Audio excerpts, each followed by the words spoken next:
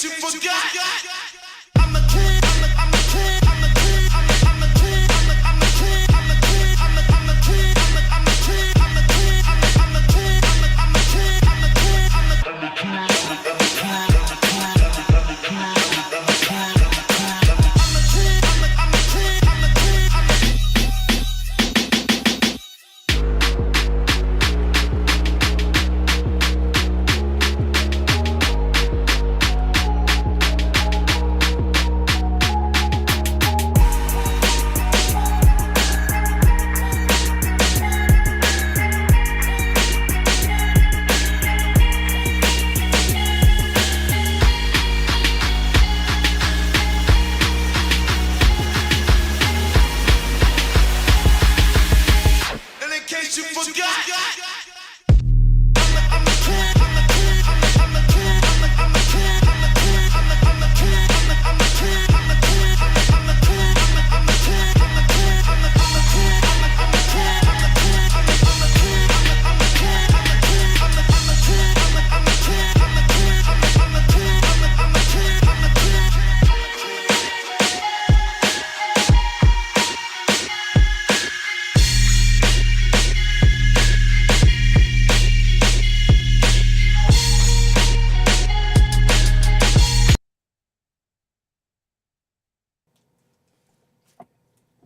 Hey, what's good, E? Can you hear me? I can hear you. Good. What's happening with you, brother? Nothing much, man. Just trying to make it. Had a long weekend. But other than that, everything's good. Good, man. Yeah, long weekend here too, brother. A little bit of road work on my behalf. I Cincinnati got some really good weather right now, so I feel good about being in Cincinnati right now. These 70 and 80s it's off the chain in November. Well, they tell me in about a week that won't be happening. Really? Yeah, they talking about like 20 degree, the high of 20 degrees in like a week. I'm like, man, that's crazy. Yeah. I'll be piecing Cincinnati out right around that time when I those hate the 20s cold. are kicking in. I hate the cold, I, bro. yeah, I don't You do the want cold anymore. It's been a few years since I experienced the snow. Um, yeah, I don't do snow anymore, brother. Too many accidents in the street and going outside and doing the driveway and all that. It's tough. It's tough on me, man. Tough. okay. Other than that, your weekend was good. Yeah, other than that, the weekend was good, man. The weekend was good. I was frustrated. 'Cause, for those of y'all who don't know, my name's Emmanuel, and I don't do a whole lot of social media. I don't do a whole lot of social media. Every once in a while, I get on just to see what's going on, to get the feel of the social media world. I couldn't take the social media world. I was on it for a few minutes. Was it yesterday or day before yesterday? I was on it for just a few minutes, and I was like, "This is crazy. I got to go." So Which I understand. It was a tough weekend for social media. If you got some damn sense, it was a tough weekend. Yeah.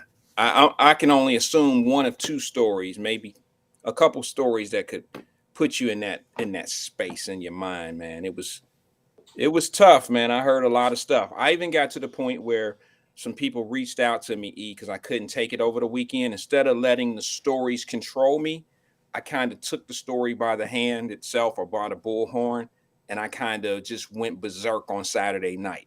I think it was Saturday night. I kind of just went off, man. I was at the house and I just went crazy. I went on social media. I didn't really say too much crazy. I didn't lose my mind, but I said some things that I normally wouldn't say, on social media, let alone in public. But I had to let some of the things that were running through my mind be heard, man, because of how hypocritical some people can be at sometimes. And that bothers me because if you truly out to fight for someone's rights, cause, for the culture or whatever, man, you stick on your circle. And I just see a lot of inconsistencies and a lot of things that people say and do sometimes, and that bothers me. well, I tell you, this Kyrie Irving thing. Yeah. And I don't actually think that I've said anything about it so far because all the conversation had been about Kanye. And, I'm not Team Kanye. Team Kanye done said some stuff that I didn't like, and I can't, even though he may be saying some things that, have some truth to them, I can't get with him because of the stuff that he said that I didn't like. I get you. I just, I'm not necessarily team Kanye, but I'm team. I understand the power structure that he's facing, and sometimes I understand that people get frustrated and they say some things that come off a certain way, and it may not be right, bro. But we all been through it. Our mamas all, we got mamas, man, and from what I've heard and seen, and some of the examples you have used about your mom and all that, your mama didn't say some things to you and your brothers and your sisters that she truly didn't mean, and she said it out of love, but she didn't really mean it. And sometimes you got to kind of ruffle feathers, man, and say some crazy shit sometime to get your point across or to make people pay attention. Like that old saying, "E man, you get your ass in here, or I'm gonna knock your head off. It'll be rolling down the street." Now your mama ain't gonna roll your head down the street. She ain't gonna do that. You I know it. don't know. She ain't even here no more. I still believe it. I Well, believe I she mean, I'm would have. just It'd have saying, been man, rolling God down the bless street. her. God bless her soul. But I'm just saying, bro, we all been through something where sometimes in order to make certain people hear and see things, you gotta kind of you gotta say some outlandish stuff sometime, whether they believe it or not, or even if it's taken out of context. But I think I understand, I know exactly what you mean when you bring up Kanye. Okay, Hmm. he's done some things. I think he's bipolar in point. Okay, like he says some things. He says things that have different meanings than his actual words. I think I ain't trying to cap or take up for him. I just it's hard for me to believe that you think a certain way about the culture, but then you do different things with the culture. You say Yeah. good, but you do it. It's tough. But I understand the power structure that he's fighting, and I think um, it took this Kyrie Irving thing for a lot of people to understand exactly what Kanye's been talking about when it come down to a power. Now tell the people what did Kanye, because not Kanye, Kyrie Irving do? Because he's in the news, and there might be people watching who ain't really been following it like that. So they like, what did Kyrie Irving first? Tell the people who Kyrie Irving is. Kyrie Irving is a NBA point guard, NBA star out of Duke University, bro, who is very talented. And he was one that took a stand like you took, to be honest with you, bro. He was not going to, he was not going to take the COVID shot. He stood out on that. He said it was an um experimental drug, whatever religious beliefs he may have had. I don't know exactly, to be honest. I don't know exactly why he decided not to take the COVID shot, the vaccine. But I do know that he didn't take it and he was willing to lose his money. He was, to be honest with you, he took the stance that you took. He was willing to lose his job Yeah. for his stance. And I always admired you for that. I said, listen, man, anybody that to stand up for how they feel and stand on their circle, and you have a family, you have to take care of your family, you have to eat. So anybody that can't respect your perspective, they probably haven't risked what you risk. And you of anybody is closer to this argument than almost any of us that has ever gone public on our level, because you put your career, you sacrificed your career for your stance. I don't know about that NFL thing, but I will say your job thing, you know. But Not yeah, I doing the mean, so I NFL. respect you and I respect what you say, and I respect strongly because of what you sacrificed. You And know, so and so what did Kyrie Irving do that's got everybody talking about it? well, I mean, I'm trying to figure the shit out myself. Here's the thing: he posted in Twitter Mm-hmm. a documentary, posted it just like a picture, a posting of a picture. It Mm-hmm. had no opinion to it. It Mm-hmm. had no post saying, go check this out. A lot of people in our community, and not just in the black community, but in the world, they just say that that's a form of promotion, which yes, it is. It's a form of promotion, but when you promote something, don't you think that it's more of a promotion when you give it strength by opinion? There's no opinion attached to the post, to the Right. tweet. I mean, it only makes sense that he's saying, hey, go check this out. He's not adding any bias to it. He's not saying anything to sway you one way or the other. He just posted. Okay, if I post something on my page, and I know I'm not Kyrie, I don't have the followers, I don't have 10 million people and all that. But if I post something on my page and it's a KKK documentary, does that mean I support the KKK? Or does that mean, hey, there's something in here I want y'all to look at, peep it, check it out?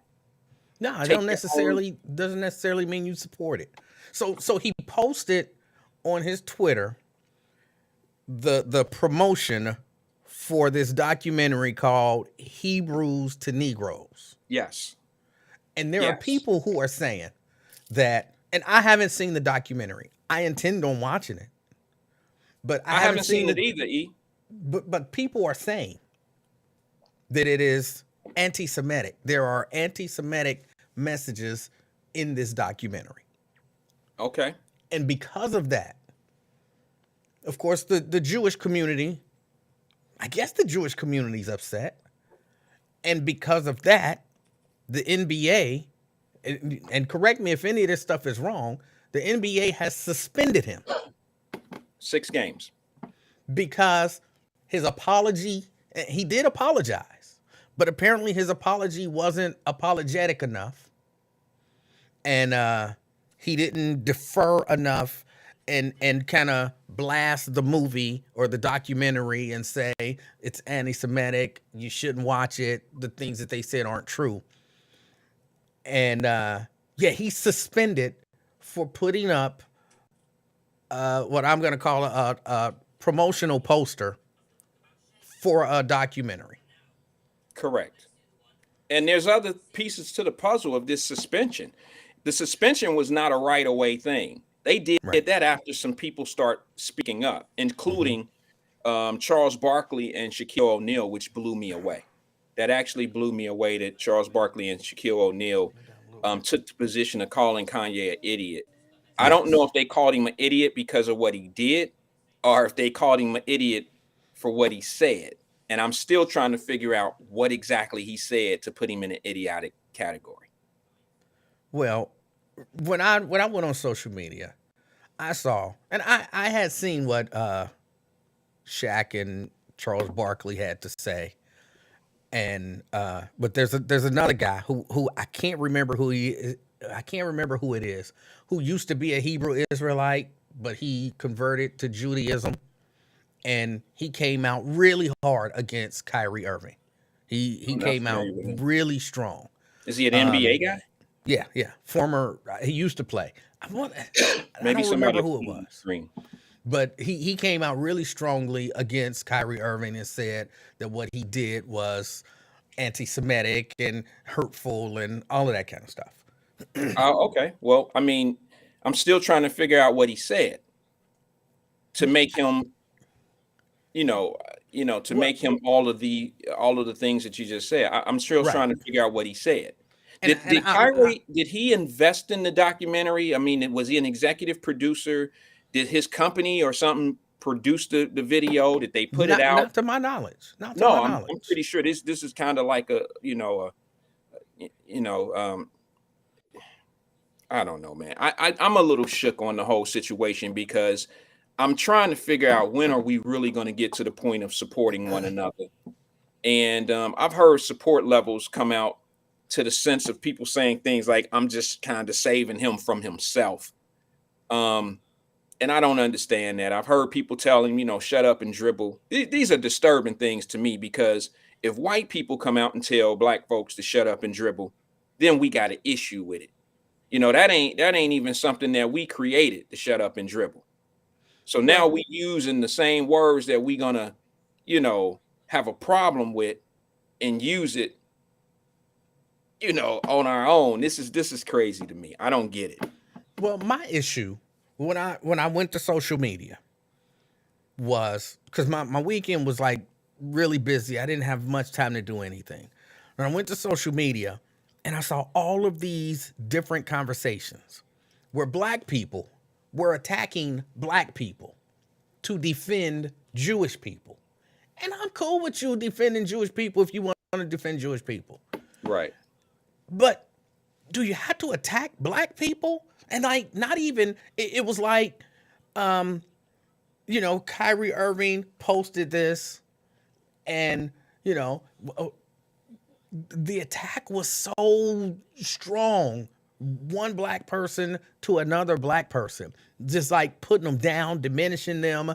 They ain't nobody, they stupid, they don't understand this, and so on and so forth. Just horrible, horrible attacks to defend to defend Jewish people. And again, I ain't got nothing against Jewish people. You know what I'm saying? I can't say some of my best friends Jewish because I don't really know. I don't know. Unless you tell me you Jewish, I don't really know you Jewish. So, Right.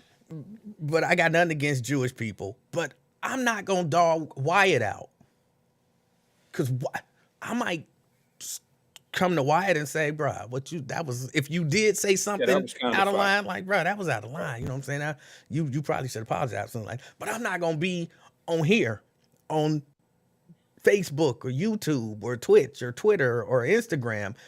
Like, Wyatt ain't nothing. He's a low down, dirty dog. He one of them kind of ends, and he ain't this and he ain't that, to defend the Jewish community.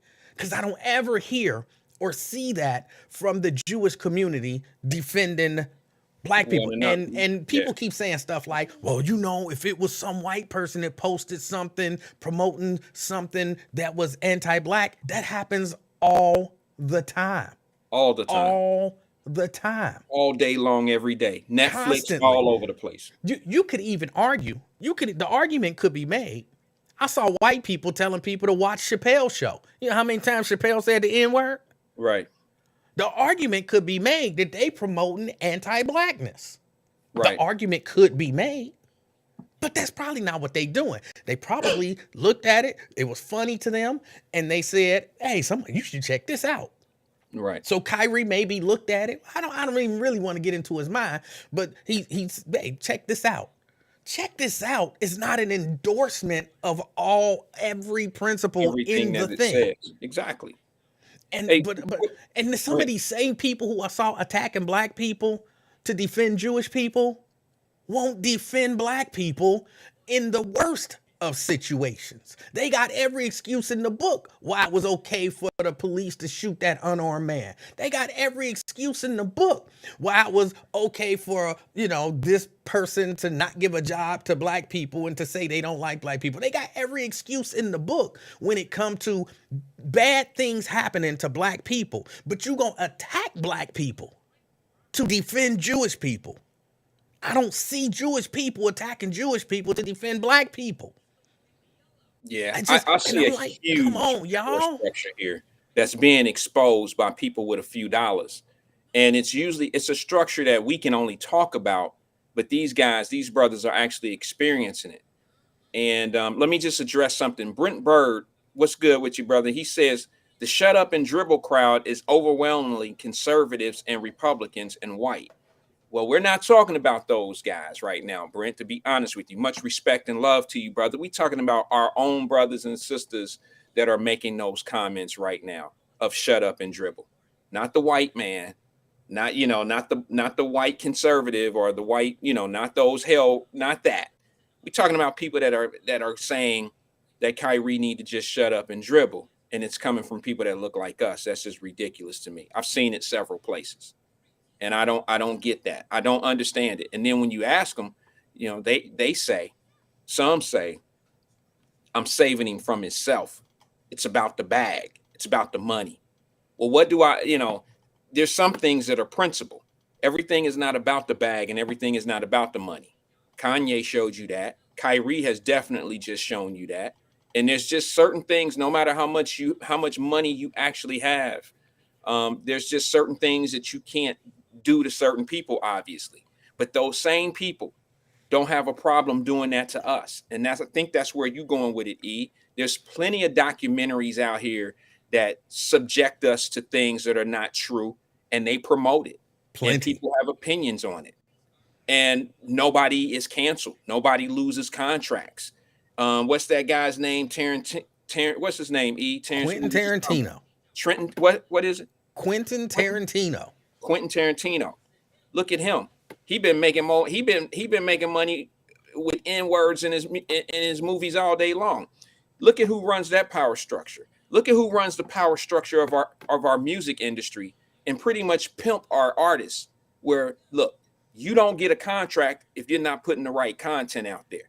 You know, if Kurt Franklin could sell as many records as I don't know, Baby Turk or Dirk or little one of these little babies and baby this and baby that, if they was able to sell that kind of music, that's, you know, they would do it, but they can't. And they don't have that same power structure, don't have a problem exploiting us and using our culture as a cash cow. They don't have a problem with that. Hey, hold on. Let me address something because I knew this would come up. Actually came up a little quicker than I thought it would. Kamikia says, it's interesting that neither of you know what's in the documentary, nor what Kyrie said, nor what the Jewish people found offensive. Yet, you have both picked a side. Let me tell you the side that I picked, because it don't matter what's in the documentary. It don't matter what Kyrie said, because I saw what he posted. It doesn't matter what the Jewish community found offensive. The side that I'm picking is that man got a right to his freedom of thought. Freedom of being able to do what he wants to do. And it's just like I said, just like I said, yeah, hold on 1 second, drop. We got a caller. Hold on. Just like I said, if you go to my page right now and I post a KKK documentary, does that mean that I support everything in that KKK documentary, or is there a lesson for people to learn? I mean, there's something in there that maybe you can look at and get something out of it. Like I told you earlier, I'm about to watch this documentary. I think it's called 200 Mules. Something about mules. This is probably some nonsensical Republican stuff, right? Probably filled with a whole lot of lies. But if I watch it and it's interesting to me for any reason, just the lies are so ridiculous or whatever. If I watch it, you might see a post of mine like, check out this movie. It don't mean I agree with it.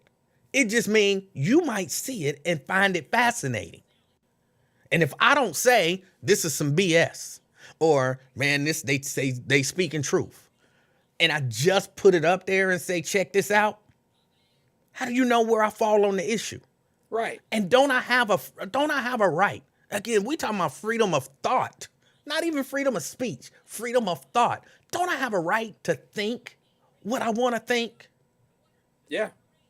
Yeah, I mean, and that's the whole point. See, I think I understand where people are coming from when they say, you haven't seen the documentary and you haven't seen it, Wyatt.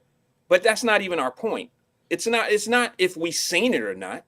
It's he has the right to be able to post it up there in a situation. Maybe it's something in there that he don't agree with, and he's given an unbiased position by posting it, by not giving an opinion. Why don't people understand that?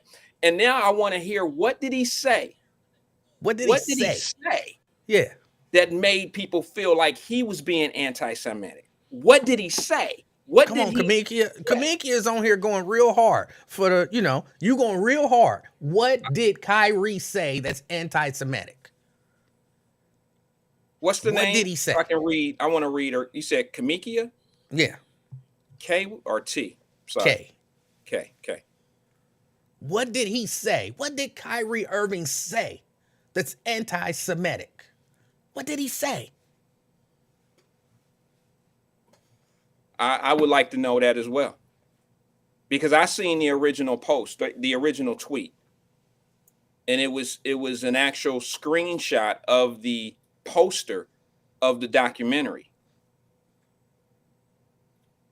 I just need to know why we have a problem with someone being able to put a screenshot of a documentary up. Yes, I know he is a high figure, he's a high profile figure, but he's still a human being, and he has his beliefs and his religion and his thought process. and he should be allowed to do that if he wants. Now, I understand he's a brand. I understand that more than not more than anybody, but just as well as everybody who understands that. But I just need to know, why is it that here's what people who say we haven't seen the documentary and we haven't heard what he said. This is what I asked them.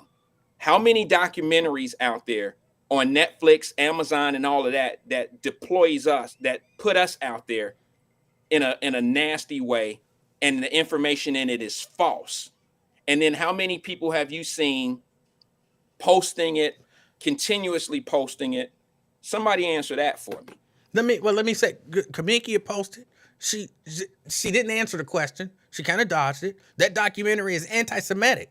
Why post a documentary that's anti-Semitic rather than say exactly the thing he agreed with? You said, we don't know what he said.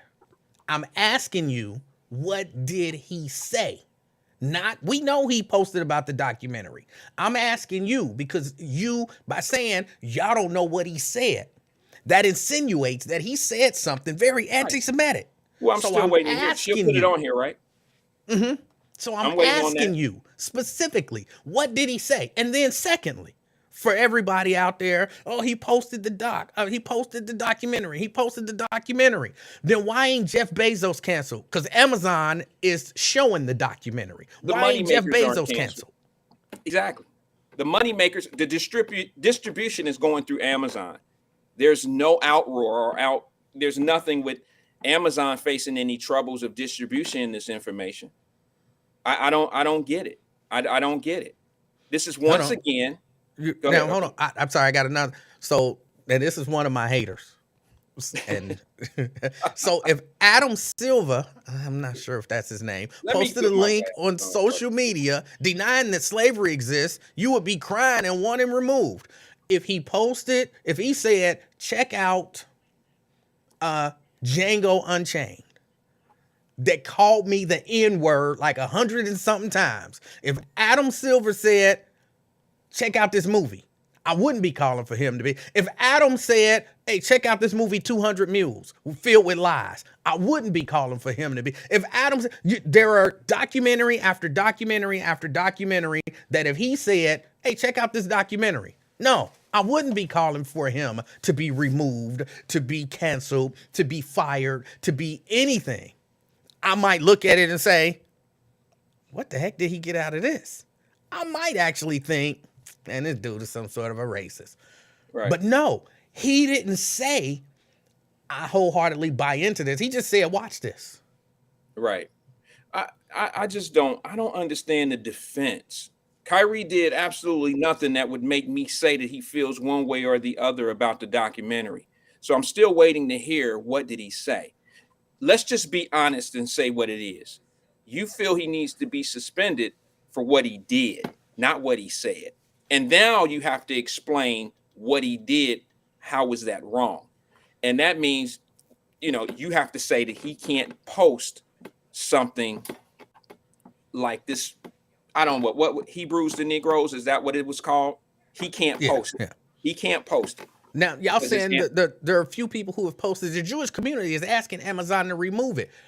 Are they calling for some sort of a boycott? Are they asking for Jeff Bezos to be removed as the CEO of Amazon since he's there when they see they understand what they're doing, right? You understand that if I say, man, I'm so offended at Kyrie Irving that the NBA is going to take some punitive measures against Kyrie Irving. But if I politely go to Amazon and say, can y'all take that documentary down? They not going to be like, all right, Jeff Bezos, you out of here. They understand that there are different consequences for different people. And there's different consequences based on the way that you address a situation. Now, people talking about, oh, well, they are asking, just because you haven't heard about it don't mean it don't exist. Why haven't I heard? I done heard about Kyrie Irving over and over and over and over and over. We know everything Kyrie has to do to get back in the NBA, right? We know the punishment that he's facing, 6 games. A list. Yeah, we know what he has to do to get back in the good graces of the NBA. But we haven't heard anything about Amazon's punishment or what are they facing? Do they have to give a contribution? Do they have to give a gift to the Jewish community for their words or their distribution of this documentary? Probably not. And Kamikia, I still want to know, you said Kyrie said something, He never said insinuating anything. that Let's he stop- said something let's just stop anti-Semitic. playing the I'm games, not bro. going to let it go, Kamikia. What did he say? Or Let's stop. admit that you was lying and making Let her stuff off the up hook. to hype the situation? He didn't say nothing, but you claimed he did. What did he say? She said, if we don't understand news algorithms, just say that. I understand them quite well. I just also know exactly what happened from start to finish, from start to where we are right now. Kyrie Irving never said anything, including in the interview that they said that they gave him when he was sitting on a podium after a game. And the reporters asked him absolutely nothing about the game. It was all about his decision to post a poster of a documentary. He never said anything else that would make anybody feel like he felt a certain way about the documentary. Wyatt, you're wrong. You're wrong. He did say something, and in a minute or two, Kamikia gonna tell us exactly what it was, because she Okay. wouldn't say something, and she wouldn't lie to us and say Okay. something that wasn't true. So you and I have to be wrong. He said something that was horribly anti-Semitic. Otherwise, Okay. she wouldn't have said that he did. So I'm just waiting for her to tell us exactly what it is that he said that was so horribly anti-Semitic. Yeah, okay. I'll wait. I won't hold my breath on that one, Ei. But I'll wait and wait. I'll wait and hear what it was. I'm disgusted at it, to be honest with you.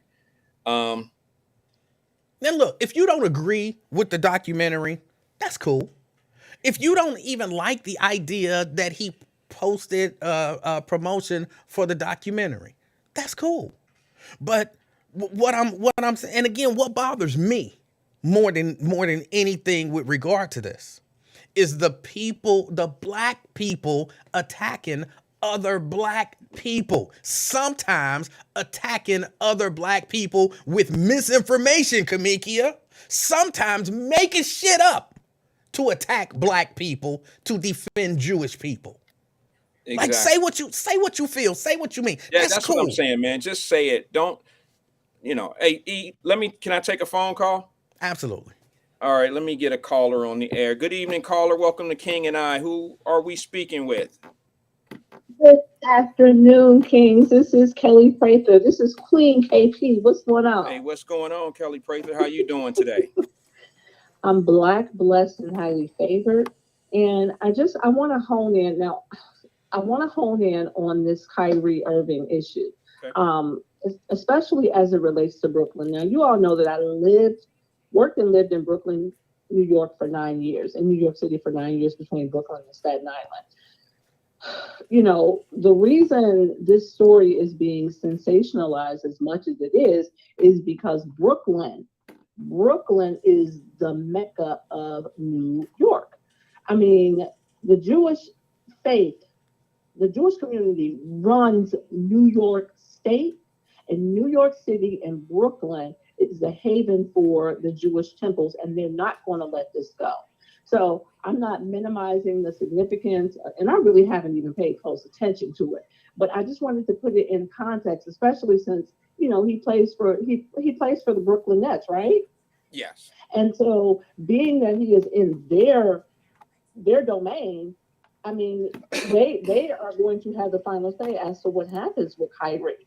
You know, and the thing, one of the other callers, or I heard someone else say that if it were a white person who made similar comments about the Black community, and this question may have been posed to Emmanuel or someone on a different platform. I don't remember, but you know, I think if we turn that around and, you know, say someone white made a comment about Black people, how will we feel? So again, I'm not, you know, Well, hold on, Kelly. Of what he's saying, Can but you I hear think me? people really need to put this into context and think about how we would feel if it were about us. But it happens all the time, Kelly. They do that. It does. It really does. I know. I mean, you can go on Netflix right now and watch a whole lot of stuff that deploys us, and it's being massive distributed. I mean, it happens every day. You can go to Amazon and get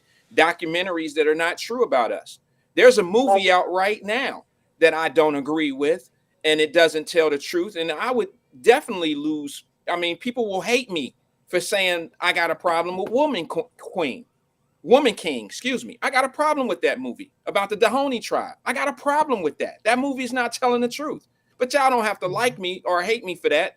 Whatever. That's just my opinion. I know who the Dahomey tribe was. I know what they did to black folks.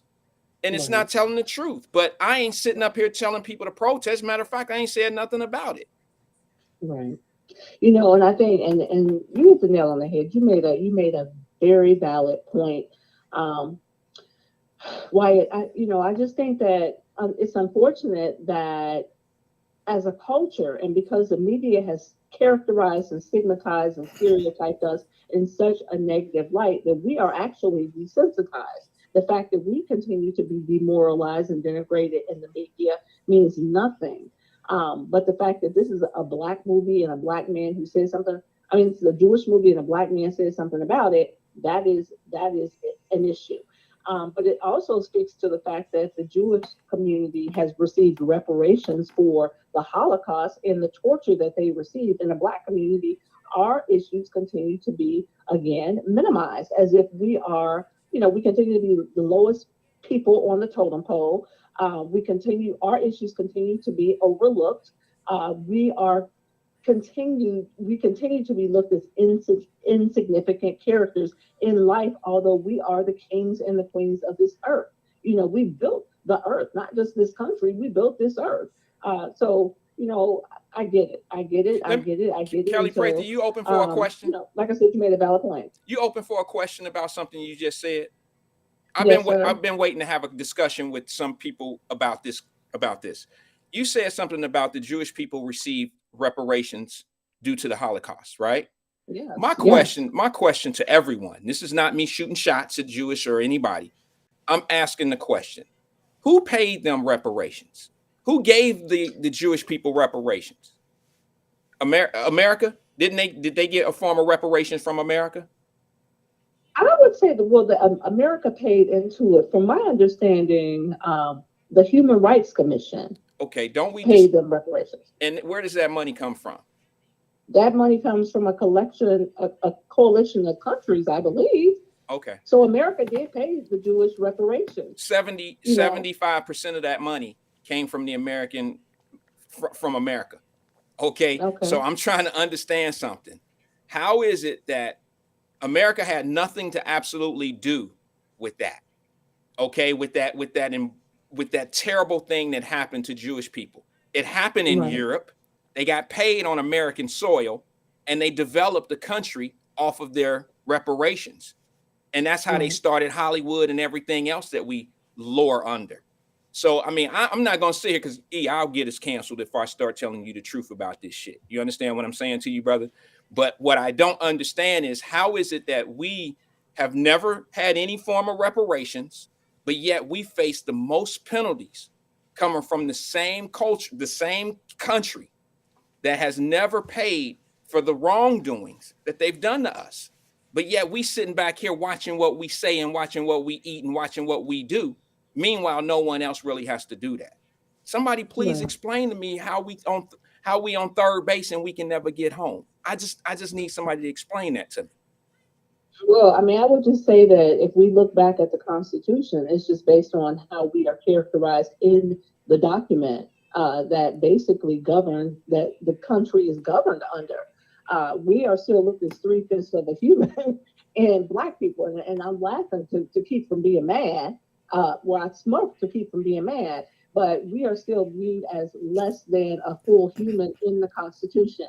And I think, I'm happy that you brought that up because, as we all know, tomorrow is an election, and I'm praying that everyone votes in this election and do your research. But, I think it boils down to who we have in position to make these decisions. It boils down to who has the interests of the Black community at heart. I think that we need to revisit the Constitution and we need to make some changes to the amendments, especially as it relates to Black people and slavery. And every constitution in every state, They have a clause related to slavery. And so when you look at the fact that we don't have any black governors in this country, it speaks to the fact that they want to continue to maintain status quo and keep black people in our place. And so again, I think that, this is a call to action. I think that instead of sitting around being mad, I think that we need to work to put people into position who's going to make the changes that not only that we want to see, but we need to see. Otherwise, we're going to continue to be denigrated, disrespected, and treated like less than humans. And the laws are going to reflect what the people in charge want. And so if we black people who built this land, if we want the changes, we got to get people who look like you and I in position, who are not only going to say what they're going to do, but who are going to prove what they're going to do. So I mean, it's just about putting people in position. All right. That's Kelly Prather, y'all. Hey, I appreciate you, Kelly. We appreciate you calling in today and giving us your points. Highly I will be appreciate you. calling back. Sure. I'm so happy that I now have the number, and I'm really proud that you and Emmanuel are taking up the torch and saying what would never be said on other media outlets. So God bless you, gents, and I'll speak to you soon. Thank you, Kelly. Appreciate you. You're welcome. Bye-bye. All right. E, go ahead, brother. What's your thoughts? And again, my issue is not the Jewish community speaking up for themselves. I respect that. I respect that more than you could imagine. Right. My issue is the black people attacking black people for the Jewish community. And understand this.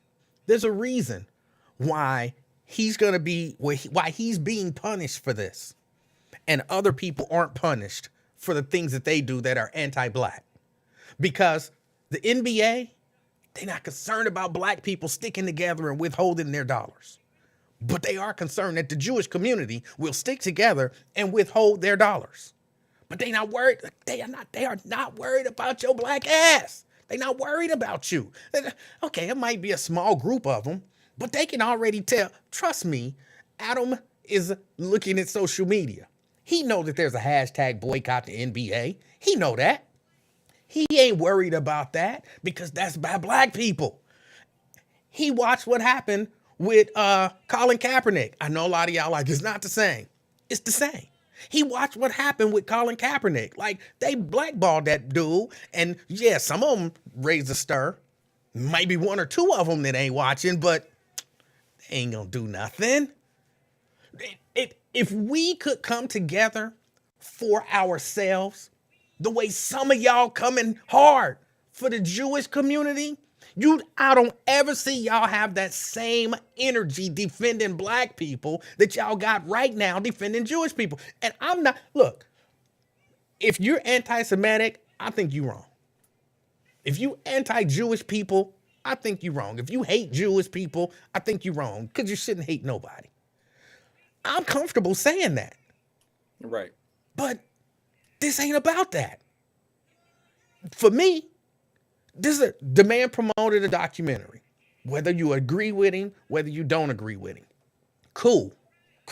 Say how you feel. Yeah, just check yourself and ask yourself, do I have the same energy? Are you boycotting Quentin Tarantino? He done called you the N-word about 100,000 times. Are you boycotting him? Are you boycotting some of this hip hop music that's promoting killing black people? Are you when black people are do you sometimes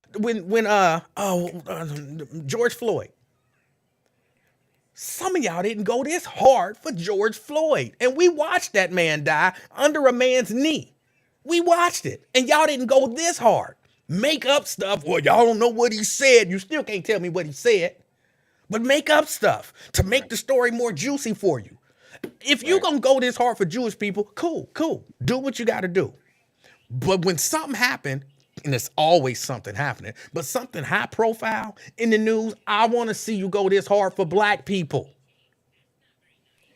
E, what bothers me is this. I don't, piggybacking on what you said, what bothers me is when us black folks say that rich black folks never say anything about how they're treated, how we're all treated. But then when one does say something and challenges the power structure, which is the money, we don't have their back. We feel like they are stupid, need medicine, they're ignorant. I wouldn't do that if I was him. I don't want to. You don't want to mess up the bag. But that's where the true fight is, E. It's the economic differences upstairs. It's not on the ground floor level. Everybody got a lane to play. So you got Kanye West's and Kyrie Irving's that are introducing you to a whole nother lane. They're introducing you to a whole nother perspective of where we so far behind, and that's the money game. Remember, I don't know how many remember this. If you're a Wyatt Live family member, you know I rock with Monique. Okay. But I remember when Steve Harvey had Monique on his show. And he lightweight did he did the craziest shit that he possibly could do to that sister. And he pretty much told her right on live television or recorded TV to just shut up. Shut up. And this is the money game. Mm-hmm. You don't sit back. Whatever they give you is enough. You ought to be lucky that they giving you what you getting, not what you earned.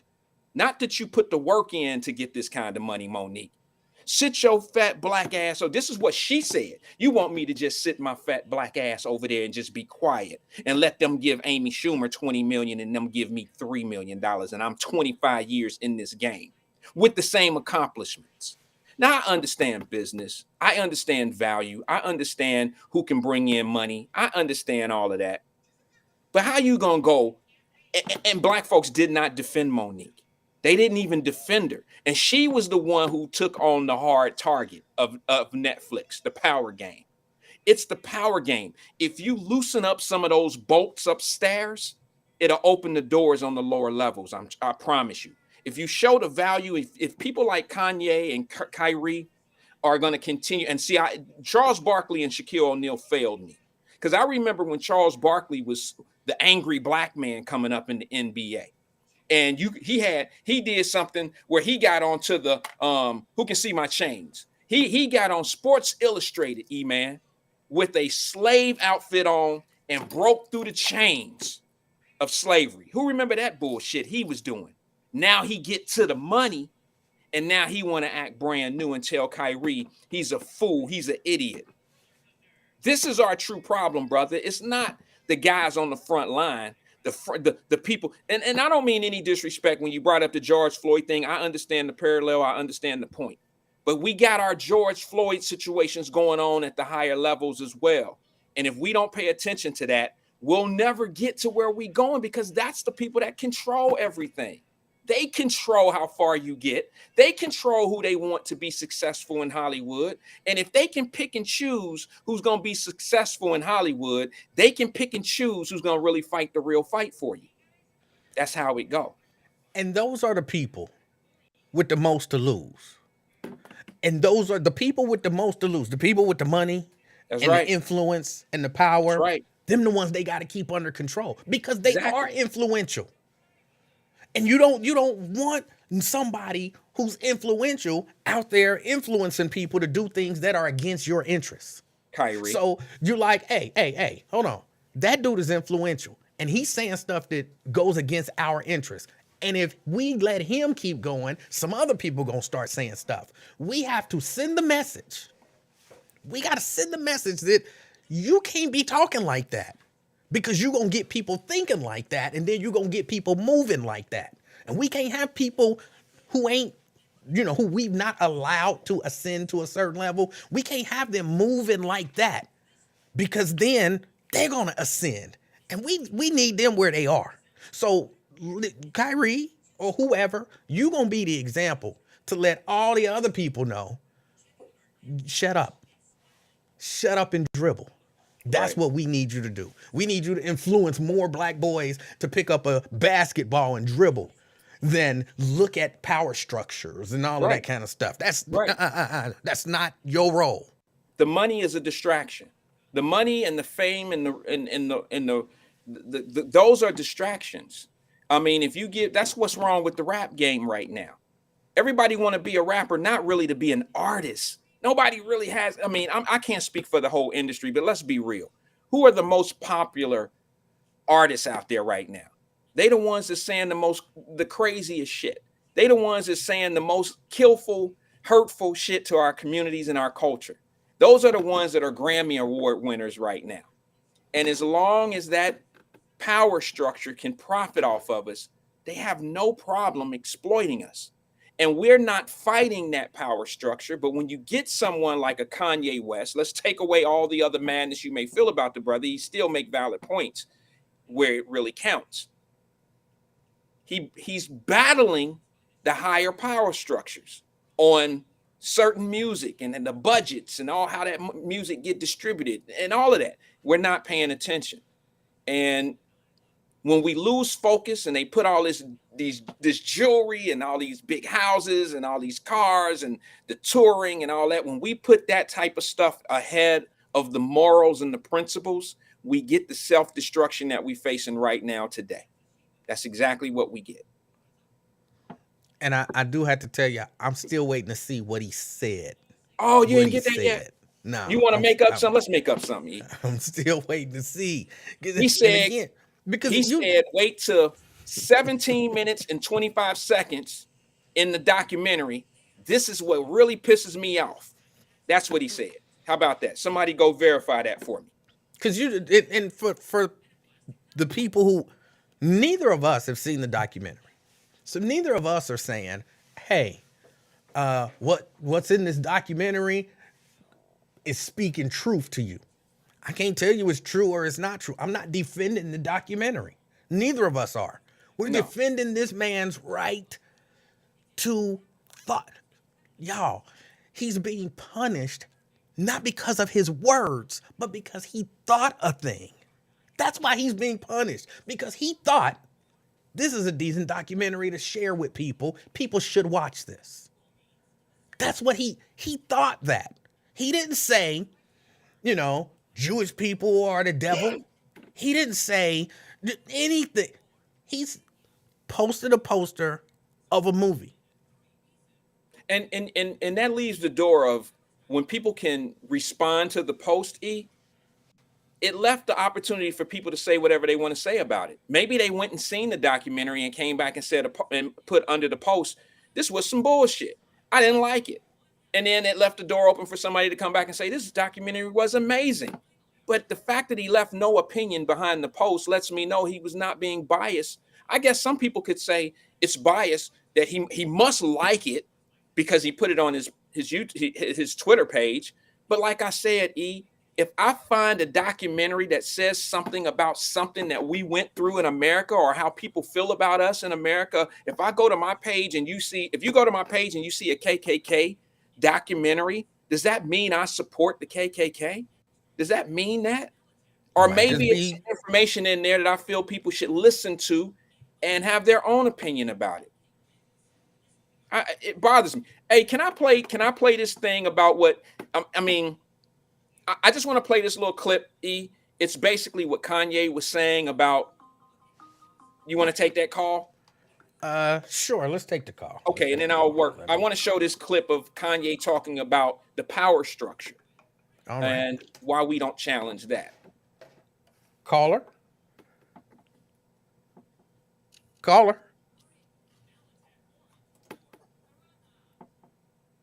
Hey, caller. That's probably Kyrie calling us, letting us know what he said. Oh, hold on a second. All right, caller.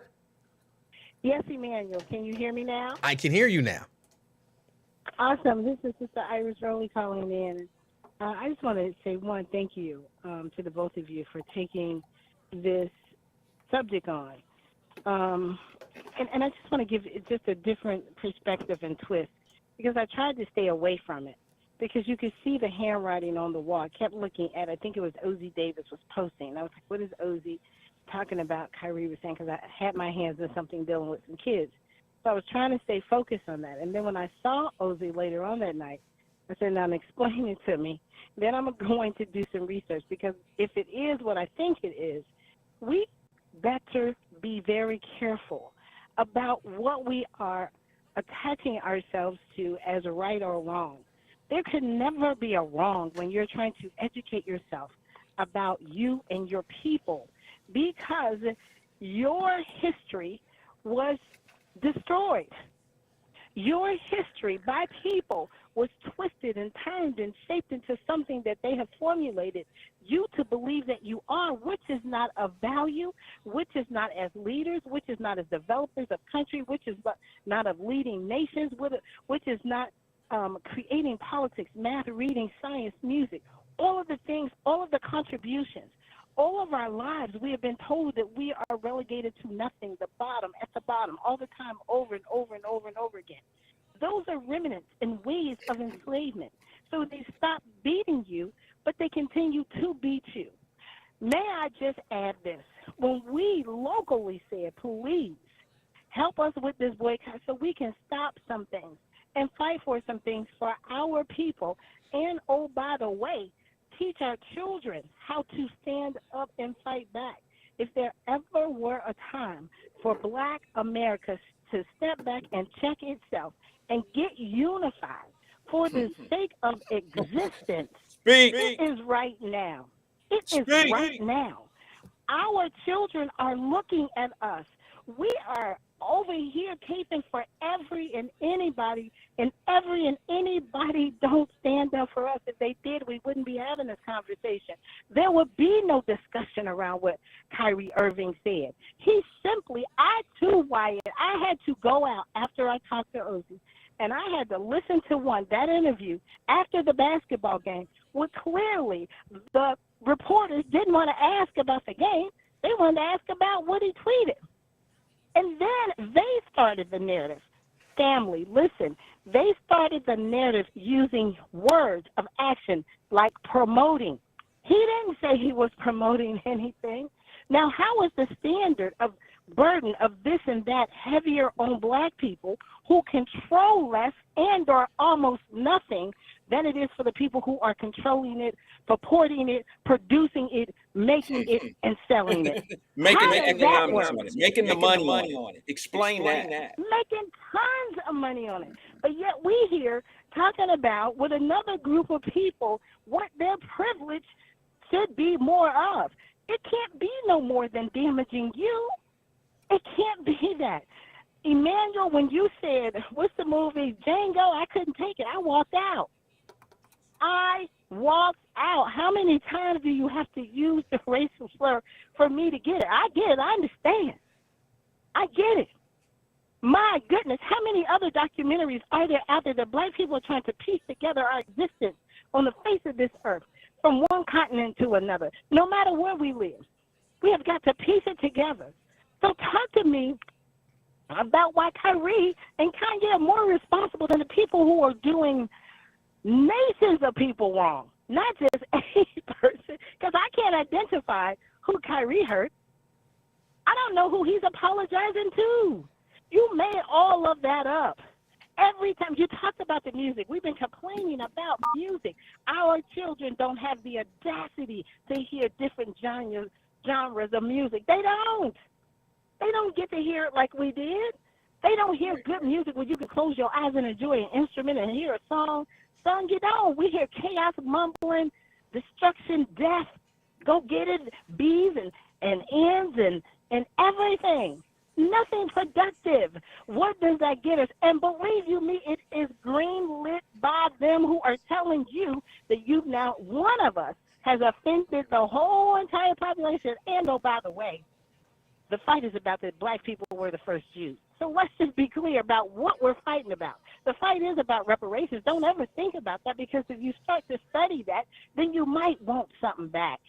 Y'all, we got to be very, very careful about what we attach ourselves to and how we do and how we fight so hard for everybody else. But yet you can see a Black woman get beat down by men all the time and nobody will step in. Right. It's amazing. Right.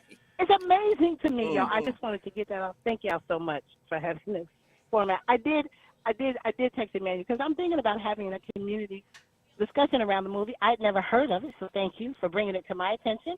And we watch the movie and have discussion so we can understand what folk are trying to tell us. We can't even begin to talk.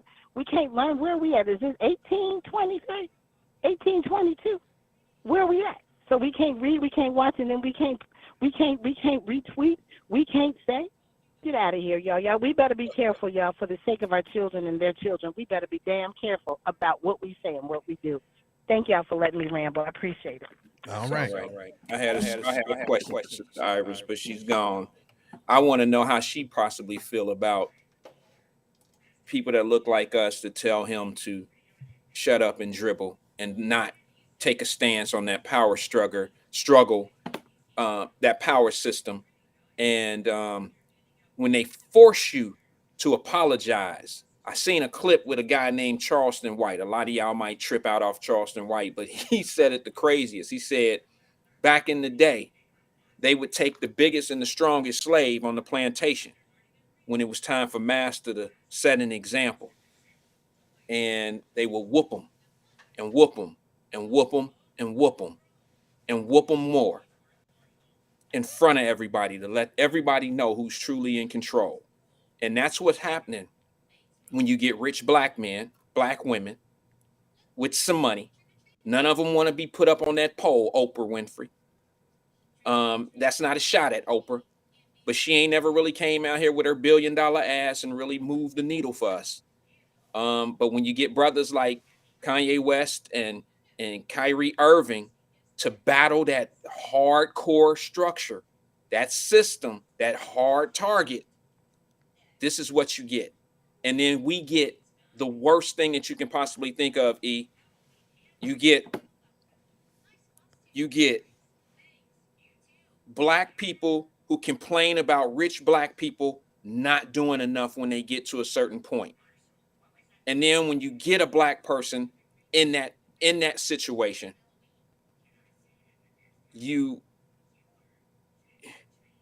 that actually makes that fight. You got black people that tell him he's a fool because he should watch his own money. Don't he shouldn't say that. He shouldn't do that. They shouldn't do that. They messing up their money. And some people fight for others instead of themselves, E. Some people truly do that. Because once you get some money, you get to learning there's more things to life than just earning money, and it's more to it. You got to sleep at night. You know, some people sleep well under people's thumbs, and then some people don't. You know, there's a lot of stuff that people can't say. There's a lot of things that people can't do, even when they have money. Yeah. I don't know who is R. Wash. Who is R. Wash? R. Wash. That's my hater. Oh, they're probably talking about me saying pocket watching. If they know me, they know I don't. They don't know me, obviously. I'm far from a pocket watcher. You know what I'm saying? I'm not a pocket watcher. I just know that we need to be watching how people put money in their pockets off of us. I don't need to. I don't care how much money people have, but I do care that they're making certain people influential people from our communities that they know that they can keep under their thumb. And then when we get some that's willing to challenge the high power structure, we have, we're not there for them. We're not there to support them. Yes, he says, he or she, whoever R. Wash is, says, you brought up the money because that's what it's about. That's what's controlling these guys. That's what's controlling them. And do you not understand that's the whole point of what's going on? Let me just say this to you. R. Watch and anybody else on the level of what we doing right here on this platform. You could go post it. You could go post Hebrews to Negroes and nobody will fuck with you. You know why? Because you don't have the influence that a Kyrie or a Kanye may have.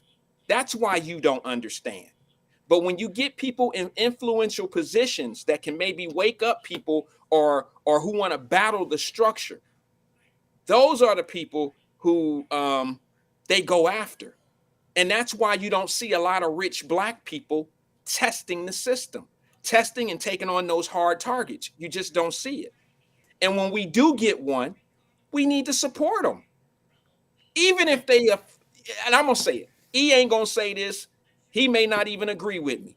But I don't give a damn if some of them, if they wrong, I'm still going to fight for them because they took on a fight for me. Like Kanye. I don't agree with everything Kanye says, but I know what he means. I know what structure he's fighting up at the top up there. So I'm not going to let a White Lives Matter t-shirt distract me from a true fight that can open up doors for my children and grandchildren one day. Well, I'm going to say this. Of all of the things that have been put out there, and people complain about different things and different messages that we see. And here's something that I've been hearing my whole life. My whole life I've been hearing this. When I see a project and I'm like, it's some truth to that, but I don't like the message that it's sending. The people, I've been hearing this my whole life. What, chew up the meat and spit out the bones? Ain't that what they say? Right. Oh, that's good for us, but that ain't good for other communities. So what you're telling me is there is zero truth in that documentary. Zero. If there's any truth in it, chew up the meat and spit out the bone. Deal with the truth. And then separately deal with that that's not true. But that's only good for us. That's only good for us. That's only good for putting out bad images of who we are. And then we got to look at it and say, but it was some positive stuff in there. It was some truth in there. Take the good and you did with the only us. Other than that, all the other communities, no. If it's something in there that's offensive, the whole thing is offensive. But for us, when you chew up the meat and you spit out the bones, I don't like that. I don't like that. I mean, I'm cool with chew up the meat, spit out the bones. I'm actually quite cool with that. But then you got to be cool with it too. You got to be cool with it too. And I just feel like, and I know the NBA is a private entity. The NBA is a private entity. So I guess they can do what they want to do. And ain't none of this stuff gonna change until we change it.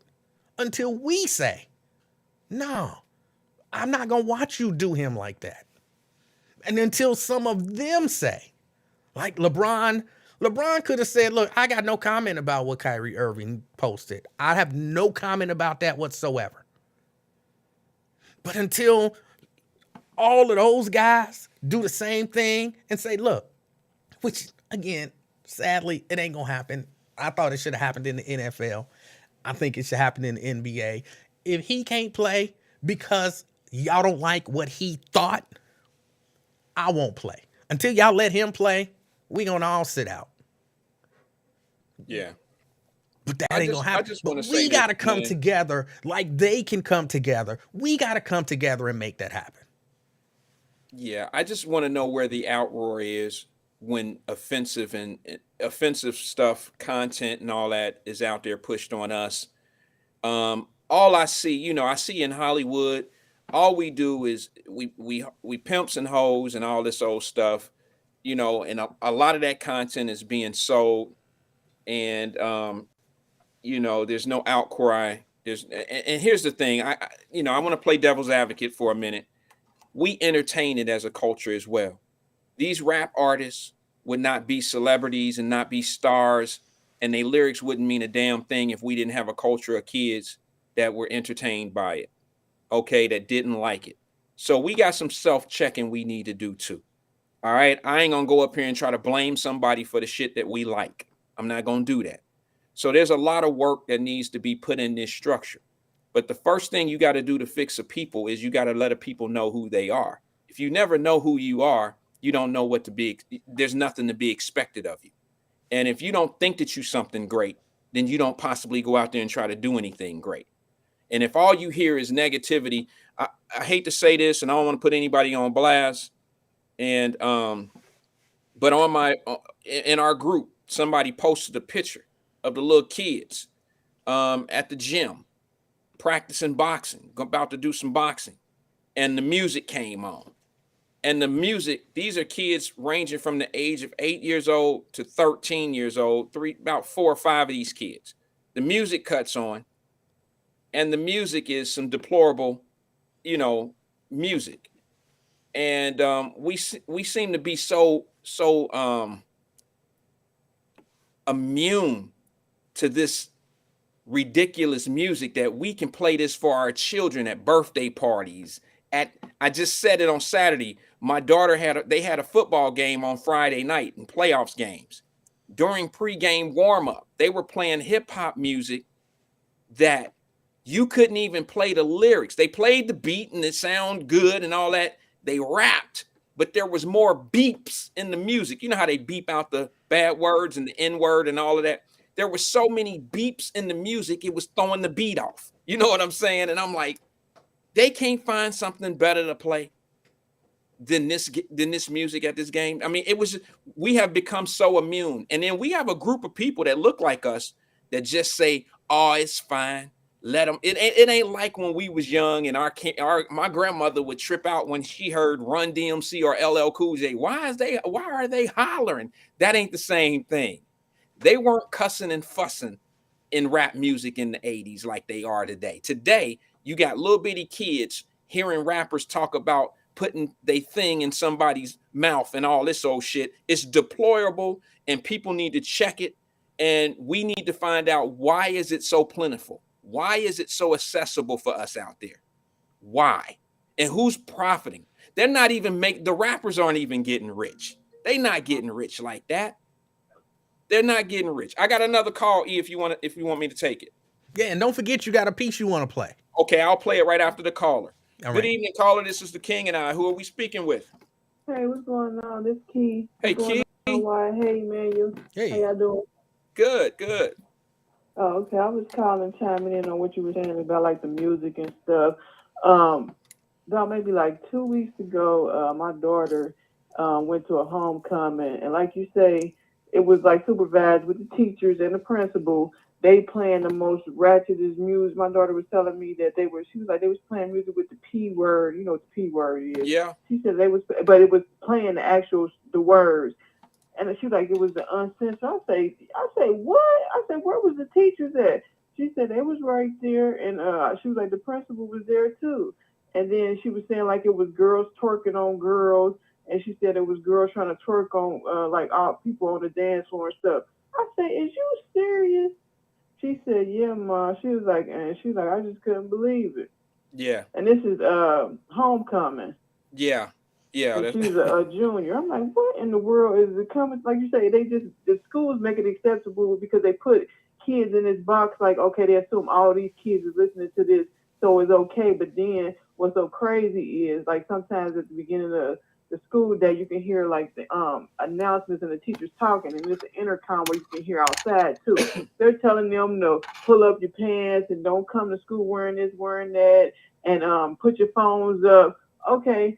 Then school ends, kids coming out with belly shirts on, ripped jeans. Okay, all this stuff you were saying that they're not supposed to be doing, they doing it and you're not doing nothing about it. This music that they shouldn't be listening to, you're playing it at a school event. So it's just like, okay, how you not helping the situation. Yeah, mixed messages. Right. And it's Angela confusing Kenny. them and like, okay, you're saying one thing but you're doing another, and then these are supposed to be our adult leaders that they supposed to be looking up to, but it's like, okay, they ain't gonna take y'all seriously and listen to nothing y'all say because y'all letting them do whatever and listen to whatever. Yeah. So yeah, I just chimed in on that. When you said, I'm like, let me call him and tell him about this situation or whatever with the homecoming. Yeah, that's real. Yeah, it's sad too because it's just like you look to them to go to school and have these adult leaders or whatever to look up to, mentors and all this other stuff. Then, unbeknownst to you, it's a total opposite, and you just like, okay, what is going on? Am I missing something? Or what? They just letting them run amok, or what is the deal with this? Yeah, it sounds like they trying to save face. They say one thing in front of everybody, but they doing another thing when nobody's looking, type of thing. That's what it looks like. Right, a hot mess because it's a lot of like other parents that got involved, or other teachers and other, you know what I'm saying, people knew about this stuff, or the news media got a hold of this stuff. They'll try to do a total 360 on what's going on or whatever. But like I say, just treating them kids like doing just ratchet stuff, like, okay, that's what they're accustomed to, so that's what we're going to do, instead of hipping them on to something new and something that will be educational, or hook them on to something that will benefit them and let them know, okay, yeah, this is the music they playing or whatever, but this is the music. Let's get this music with a message in here. Listen to this song with this message in there. You know what I mean? Absolutely. So, absolutely. That's All right, Key. Well, hey, we appreciate you chiming in and giving us a strong opinion on things. All right. So what's new with y'all? Emmanuel and Wyatt, what's new? Same old, same old. We I talking know, about and I that know, Kyrie. Emmanuel can't talk because I'm on your line. But so tomorrow y'all gonna be talking about voting, the issues on voting tomorrow. Of course, I may do a little bit of. I'm doing something at 5 o'clock this evening. Look like it'll probably be about 5:15, 5:30 or so. Okay. All right. Okay, Emmanuel, is you gonna be on tomorrow? I'm gonna be listening. And Yeah, I'll be here. I'll be here. Pop it up with you. He So said, all right, everybody subscribe, like, thumbs up the King and Nine, thumbs up Wyatt Live, and the Afternoon Experiment with Emmanuel, and hit the notification and keep supporting them. Appreciate all you, right, Key. that's all. Thank all right, you. talk to y'all later. Blessings to you. That was Key. Thank you. She's always very supportive, E. Yeah, you can't beat that. Very supportive. You know, man, we can go back to a whole lot of things. It's a power. It's an engine of things that I can see that are very. It's hypocritical to me. I'm looking at a group of people that's real sensitive when we say something, but they finance the things that are said about us. They have no problem making money off of the things that are killing us, but we can't even say or can't even show interest in something that they call anti-Semitic. This is puzzling to me, bro. It's just puzzling to me. It's like I was talking to CK. I don't know if you remember that conversation I was having with CK, trying to explain to him the music that's put out. It's not by accident. It's not by accident. And you said, you know, I don't remember the exact terminology you used, but you're not gonna make excuses for the stuff that we like or blame other people for the stuff that we like or something like that. But they actually kind of create that appetite. When you're a master at promotion, you're a master, like you own the industry. They own the industry. So when we say, well, we got a taste for that hip hop, for that brand of hip hop. If they wanted you to not have a taste for that brand of hip hop, your taste would change. They would change quickly.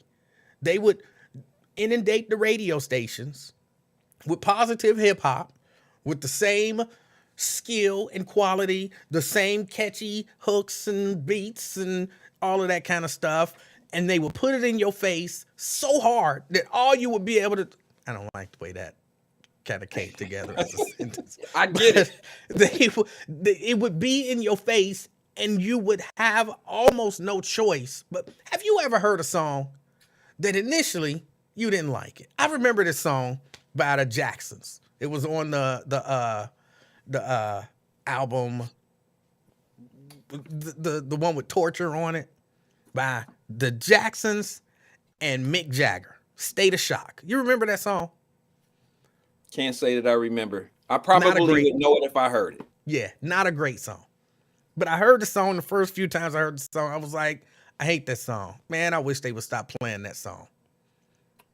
After hearing it probably about another 50 times, I was like, I still don't like the song, but it ain't bad. Starting to grow on you. After hearing it another 50, 100 times, I was like, all right, that's a decent song. Next thing I know, that song was #1. It was a terrible song, but they pushed that song and pushed that song and put. You develop a taste for what you ingest all the time. And they understand that. Can I prove that to you? Can I prove that to you? Let me prove your point even further. I remember when gangster rap came out. You trying to tell me everybody that lived who listened to gangster rap was living in the ghetto and was playing that shit in your ghetto room. It hit all bedrooms, suburban black kids, middle class black kids who ain't never experienced F the police, you know, what was in the lyrics of F the police, but it became trendy. It became popular by demand. And a lot of the people who love those NWA songs and records didn't live in Compton, didn't live in the hoods that they were talking about. But this music gravitated and grew to be what we listening to today. And it's just like anything else. Like there's a whole lot of people out here that really can't relate to the song, the artistry of the lyrics, okay? but they like the song anyway. And I tell people all the time, they try to say that rap music is not influential. That's bullshit. It's like any other music.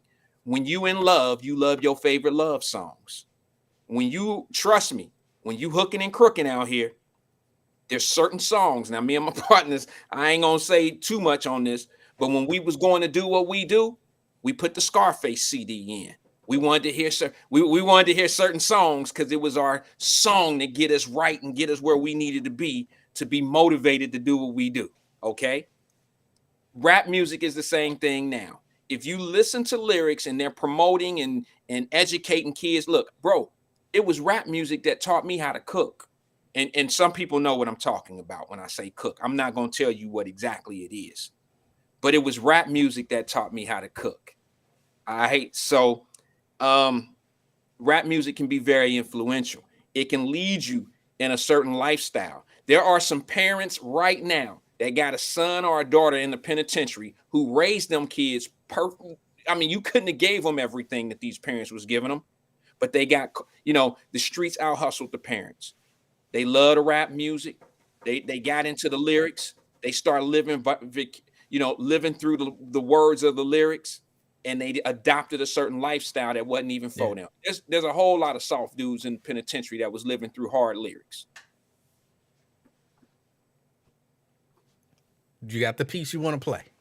Yeah, let me play this. This is something that that Kanye was saying. Let me just play it. Let me see if I can play it real fast. I'ma fuck your bitch. I'ma kill this nigga. I'ma fuck your bitch. I'ma kill this nigga. I'ma fuck your bitch. I'ma kill this nigga. I'ma fuck your bitch. I'ma kill this nigga. That's the real anti-Semitic shit that the Jewish people get paid off of. Most dangerous thing that's facing our society. So why sign an artist that would promote that?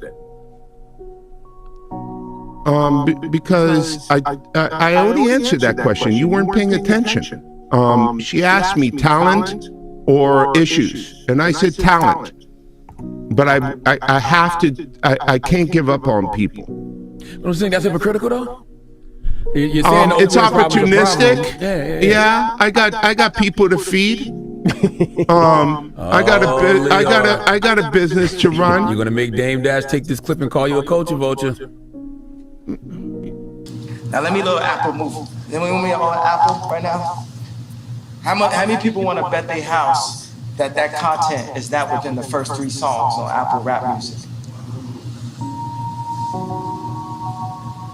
Nobody.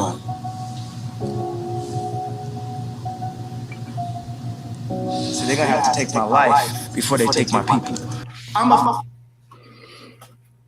That's what he's been saying for a long time, man. When you put out songs like Jesus Walk, it had a hype beat.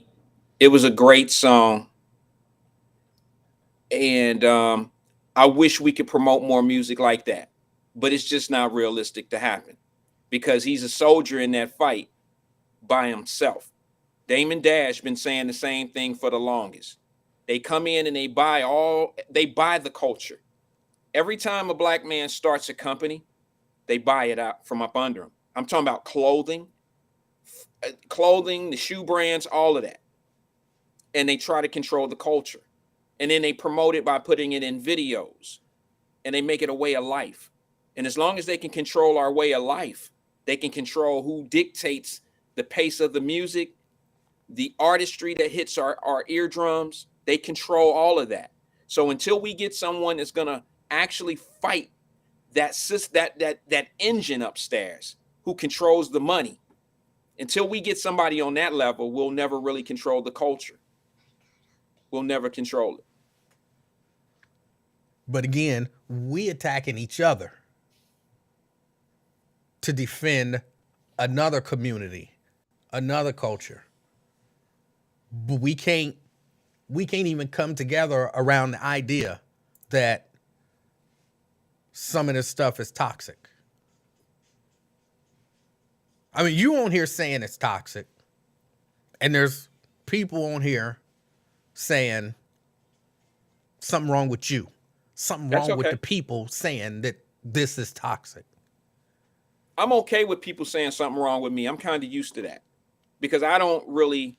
I'm big on accountability, and I'm big on streamlining, which means I follow certain things that get you directly to your problem. So if I do that, I'm okay. Once I find out what a true problem is, once I get there, if the people who didn't come with me don't believe me, I'm okay with their opinions of me. I'm okay with that. I promise you, with every fiber of my being, I want to see us one day around some issue come together. I know it ain't gonna be 100%, but the people who don't agree just sit back and, as they telling Kyrie right now, sit back and shut up. Sit back and shut up, and let us come together and agree on something. Before I die, I want to see that. I want to see us support somebody who stood up for us and shut down anybody who come against them to defend the people that they're standing up for us against. I want to see that one day. Well, E, that's a heavy load, and I'm going to tell you. I'll give you an example of I'll give you an example of why that'll be tough. Let's just say that Kyrie, who lost his Nike deal, comes out. They stopped production of his new line of shoe, and that shoe was probably going to be $150 retail. So if Kyrie was to stop doing his deal, or say, okay, I'm not going to do the deal or whatever, it's over with, they canceled me.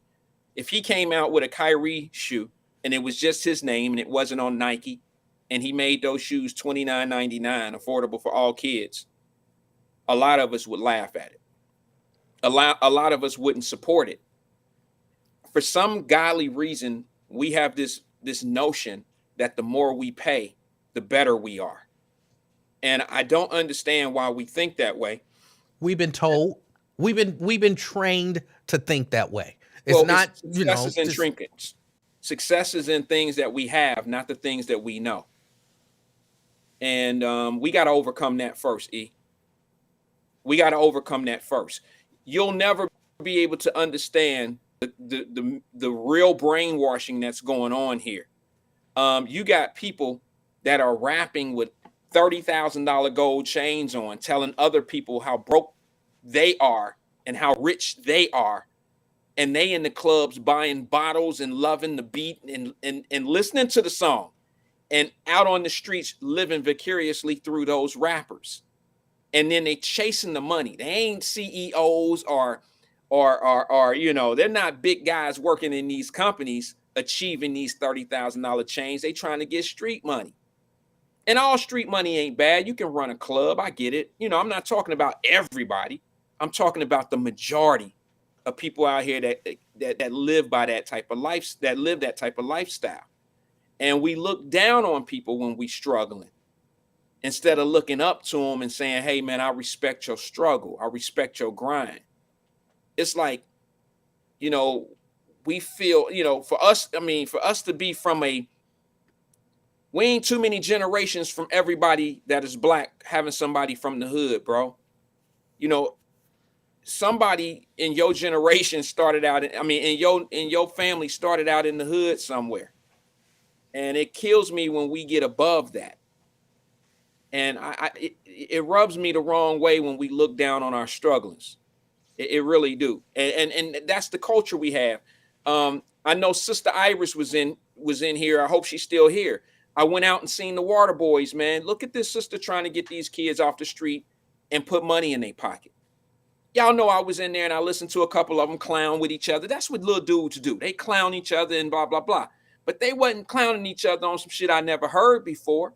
But it just told me that some things don't change. You had one little brother saying, you ain't got no money in your pocket. The other brother was like, I got this money in my pocket. You ain't got, they going back and forth about how much money they got in their pocket. Now, I know how that shit is. I'm from that. Okay, I'm from that too. But what we got to understand is one little brother should have been saying, look, we about to get this money together. We both over here, struggling. We both out here trying to get this dollar. Let's get this money together. That's the conversation we need to be having. That's the argument we need to be having amongst each other is, all right, I got 60 to put towards what we doing. You only got 15, but we going to make it happen together. Now we got 75. Instead of making the argument about you broke, you ain't got shit, you broke, you ain't. Look, man, we just got to overcome that. We got to stop belittling people that's on the grind and glorifying people that's shining. Because I can tell you from experience, I didn't see some guys walk into a place. It's guys in the clubs shining and throwing bottles in the air, and they owe people money out here. You understand what I'm saying, E? They out here on the internet blowing bubbles and popping bottle tops and all this old bullshit and borrowing clothes and borrowing money from people. I mean, and we got to do better than that. It's all about the image. It's all not substance. It's about the image. Somebody said, did we lose sound? Can you hear me? I can hear you. Can you guys hear me? All right, E, I got a call. You want to take this one? Yeah, absolutely. All right, let me see if I can bring them on. Good evening, caller. This is the King and I. Who am I speaking with? Hey, good evening, Wyatt and E-Man. This is B-Rab. I call E-Man sometimes. Hey, B-Rab. B-Rab. How you guys doing? How you doing, brother? Good. Oh, I'm good, man. Y'all touching on some great points tonight, man. I just wanted to call and chime in on things that you were saying, especially when it comes to the young dudes. When you say, when this one guy say, well, you know, like what you were just saying when you said the little kids say, well, you ain't got this much money, I got this much money. It all stems from like, because it's levels on top of levels, and we are like so controlled by the media. It's just it gets like overwhelming and traumatic to us that, you know, we only gonna be here of a blink of an eye, you know. So with that being said, it's like since the 60s, the 70s, the 80s, the 50s, on back then, the people up top who controls the educational system, the food industry, the media, the police departments, just, I ain't gonna say the government, and I don't know who those people are, but it's just so many levels to that, to where like just the regular general population, like, I ain't gonna say y'all regular dudes, because Emmanuel and Wyatt, y'all got talent. It takes talent to do what y'all do, but y'all along with the masses with us as well. When it comes to this stuff, and it's just like how I'm explaining everything is just all over the place, because it hits us, bang, this hits us, and bang, this hits us, and our children, then our family, then, you know, you got a school shooting over here, you got this person in this neighborhood just shot and killed somebody. It's just all over the place, to where like we as a people are really just going to have to just say, like what, especially as a Black community, what do we want as far as like when it comes to our music, our entertainment? They like, I agree with everything y'all saying. They put that stuff towards us, like the drug dealers, the pimping. That stuff been going on since the 60s, the 70s, the 80s until now. So now it's just so dumbed down. To our children are seeing this stuff. It's like for example, right? Like how all these rappers are dying. That's just the equivalent to where, like, I'm 38. So that's just the equivalent just to say Master P died, you know, back in the 90s. Then Tupac and Big, then Eazy-E. Then after Eazy, DMX. Then after that, Jay-Z. Then after that, Scarface. That's just how these rappers is down to these days, to the equivalent to if they was getting killed back in those days. But as far as like when it comes to the death, destruction, the murder music, it's being promoted to us. And like you said, why they try to chase that lifestyle, and you can't chase, you got to know like the people who's controlling the lifestyle because they're going to put all that negative stuff to us to like promote that to our children, and then our children is going to follow what they're doing. Because when I was a teenager, I was influenced by the Hot Boys, and I had gold teeth in my mouth, and a couple of my friends had tattoos. And then when I got 16 to 17, my friends started dying, going to jail, and the same process repeated itself. I have an older brother that's 10 years older than me, and when I was like 11 and 12, he was 21, 22. His friends was dying, going to jail. When I was 11 and 12, I used to think like, I hope they don't happen to my friends. And when I turned 15 and 16, the same cycle started to repeat itself. So to make a long story short, it's just so traumatic. We just need like a mass awakening, sort of say. Like I don't know what to do. Like when the parents drive their kids to school, they listen to certain radio stations that promote that garbage music, and it's just bad, man. All the kids there's no originality. The kids is not player no more, and I don't mean by players like getting a lot of girls, this or that. I mean by like cool. It's just sad. It just really is sad. Like Hey what's B, going on. can I ask you a I'm question? sorry. No, I just want to ask you a question and elaborate a little bit on what you're saying. Yeah. Let me ask you a question. You say you had a brother? He Yeah, was I got older brother. He's 10 years older. 10 years older than you.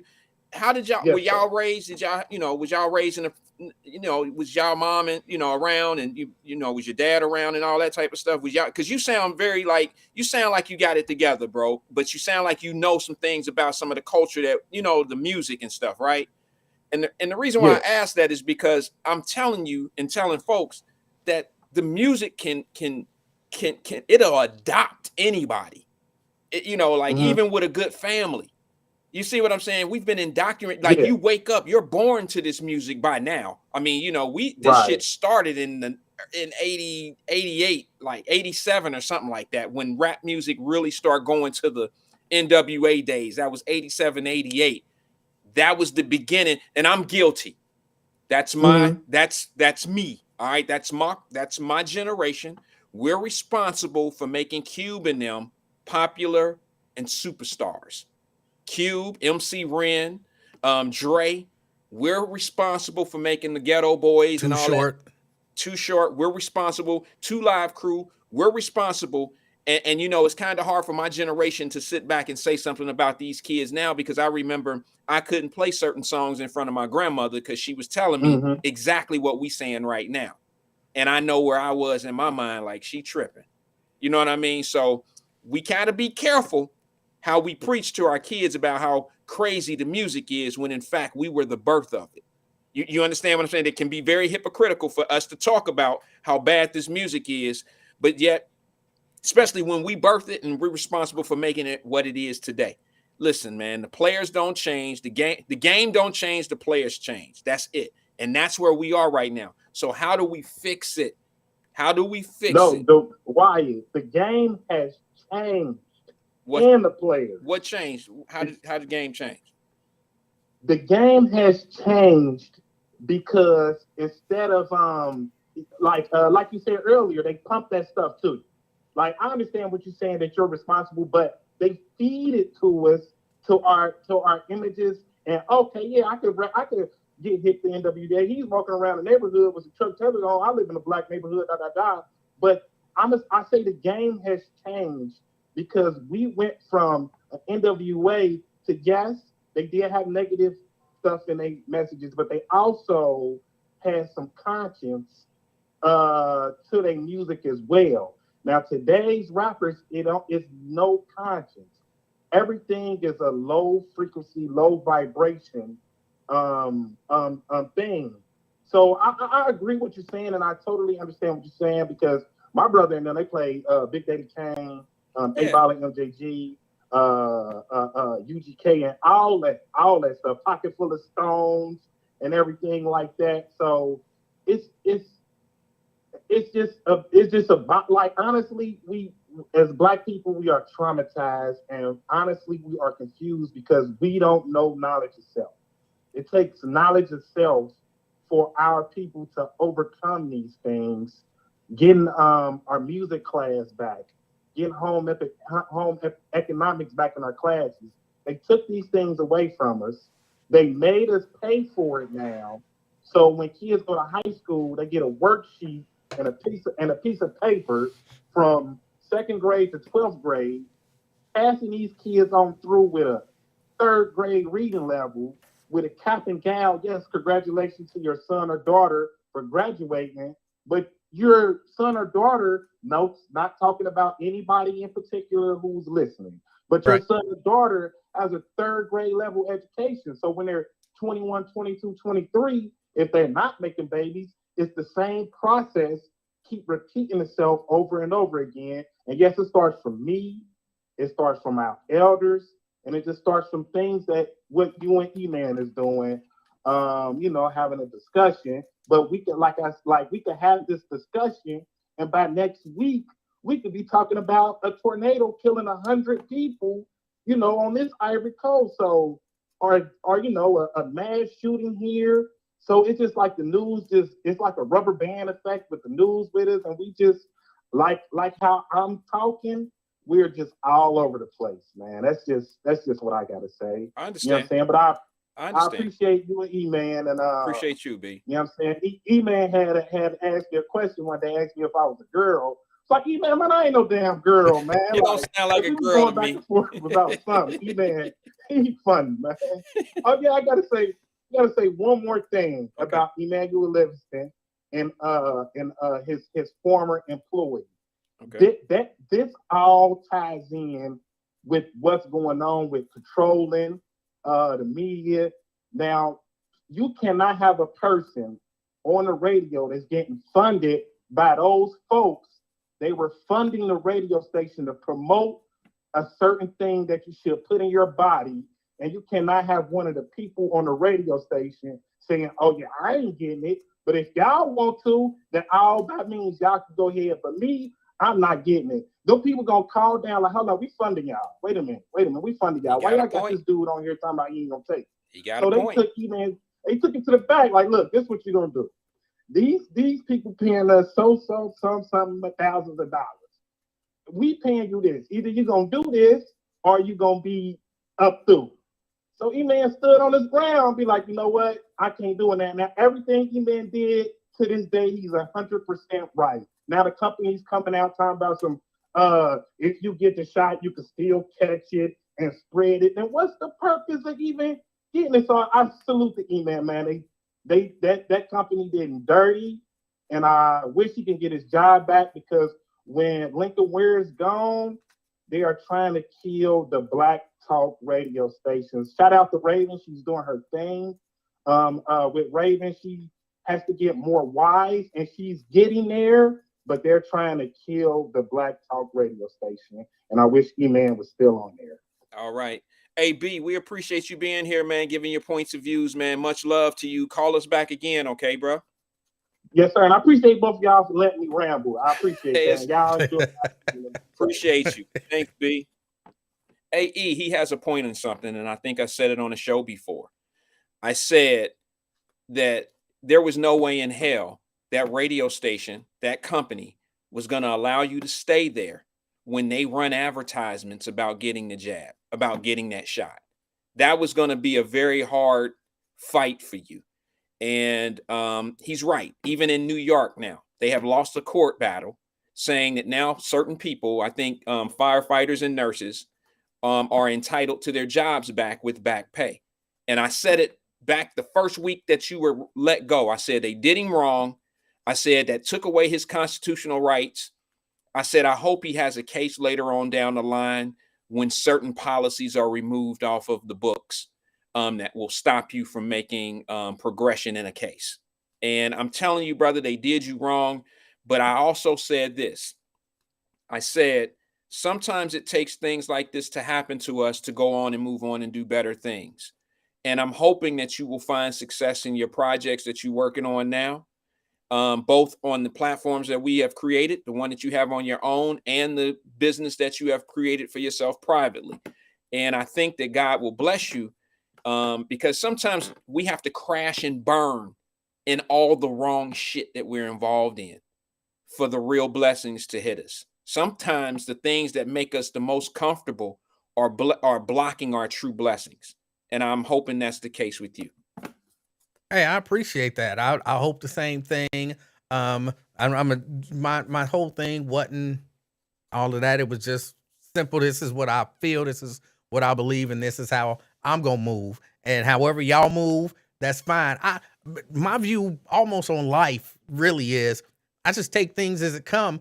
I got my set of principles that I stand on in my personal life, and in my professional life.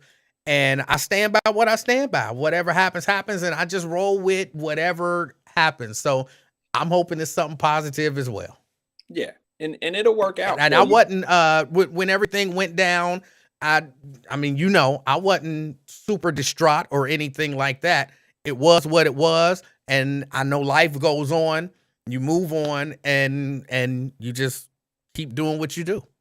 Yeah. And that's where the support has to come in, E. There was a lot of people who in our community who watched what happened to you as if it was a reality talk TV show. And this is exactly where the support needs to come in. People that watched your show on the air, on radio, they still support you by listening. But support comes in several different ways. You have to be able to make people feel comfortable in what they're doing. And any way that people can make you feel comfortable will keep you the longevity in what you're doing. I mean, you provide a service to people, whether you see it or know it or not.